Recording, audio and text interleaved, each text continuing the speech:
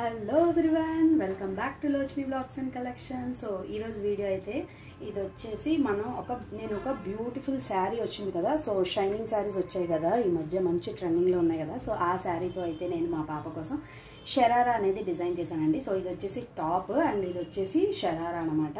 So ఇదైతే నేను చున్నీగా ఇచ్చాను అనమాట శారీనే. అండ్ ఇది వచ్చేసి నాకు ఇలా నేను బ్లౌజ్ పీస్, శారీలో వచ్చిన బ్లౌజ్ పీస్, శారీ తీసేసుకున్నాను అనమాట. సో శారీలో వచ్చిన బ్లౌజ్ పీస్ని నేను ఫ్రంట్కి ఇలాగా వర్క్ వచ్చేటట్టు అటాచ్ చేశాను అనమాట. సో దీని లుక్ అయితే బాగా చేంజ్ అయింది దానివల్ల. అండ్ అలాగే కింద వచ్చేసి ఇలాగా గేరా ఇచ్చి కింద అంతా కూడా లేస్ అనేది అటాచ్ చేశాను.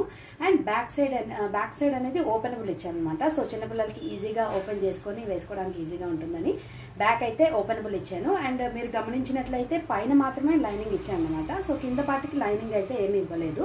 సో దీనివల్ల ఏంటంటే కిందన ప్యాంట్ ఆల్రెడీ ఉంటుంది కదా, సో బ్యూటిఫుల్గా ఉంటుంది అనేది నా ఐడియా అనమాట. సో చున్నీ అయితే ఇలా నెక్ దగ్గరకు వస్తుంది కదా, డిజైన్ లాగా అన్నట్టు. సో చున్నీ అయితే ఇలా డిజైన్ చేశాను.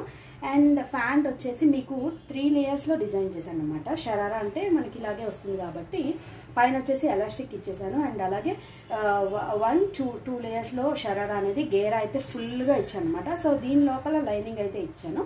సో దీని లోపల మనం క్రేప్ లైనింగ్ అనేది యూజ్ చేసాము.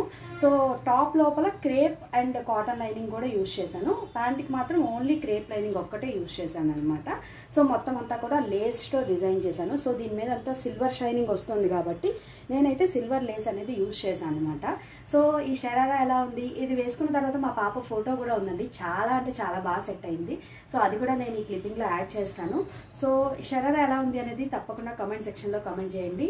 సో ఇలాంటి వీడియోస్ ఇంకా చూడాలి అని అనుకుంటే తప్పకుండా మన ఛానల్ని సబ్స్క్రైబ్ చేసుకోండి, లైక్ చేయండి. Thank you so much.